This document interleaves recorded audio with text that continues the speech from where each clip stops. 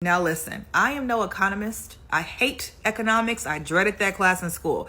But I know black people. And so the signs about the impact of this mess on black people were there very, very early on. As soon as Elon Musk started running through our federal government, destroying ish, I knew that was not going to be good for black people. Even without the data, I just knew anecdotally that the federal government buoys, it is an anchor for the black middle class. I knew in my own family that basically my mom, my parents' entire generation of my family all worked for the federal government. And they weren't even in like the DMV or some major federal government regions, but they all work for the feds. And so I knew this was not going to go over well. And we are getting more and more data about this.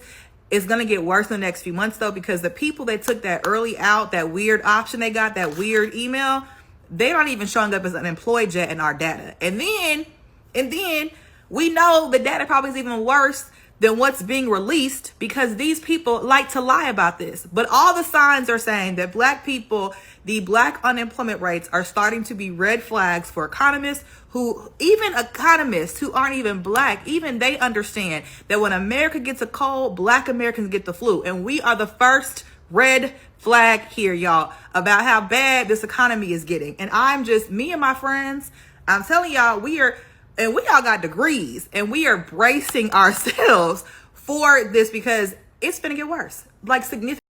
Having a degree does not protect you or insulate you from the possibility of getting laid off.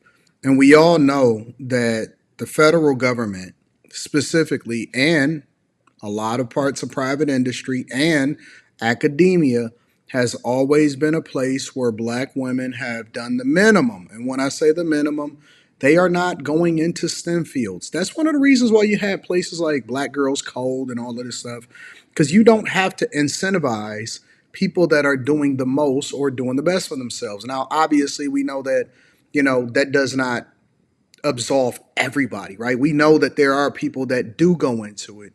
However, when I was in my software and engineering classes, I didn't see any black people.